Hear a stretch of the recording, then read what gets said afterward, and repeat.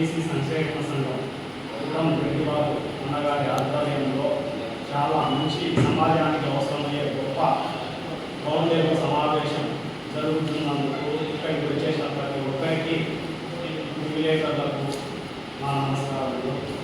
విషయం ఏమిటంటే ఇవన్నిటికీ కారణం ప్రభుత్వ లోపం, అవినీతి అధికారులు. ఎందుకంటే రాజ్యాంగంలోనే ఉంది ప్రతి మానవుడికి అంబేద్కర్ గారు వైద్యం, న్యాయం, విద్య సమానంగా ఉండాలని. కానీ ప్రతి ప్రైవేట్ హాస్పిటల్ను రన్ చేసే వారికి, ప్రతి ప్రైవేట్ స్కూల్స్ రన్ చేసే వారికి గవర్నమెంట్ జీవోలోనే ఉంటుంది మీరు ఇంతమందికి ఉచితంగా చేయాలా, ప్రతి 100 పడకల హాస్పిటల్ ఉంది, మీరు 25% ప్రజలు ఉచితంగా సేవ చేయాలని.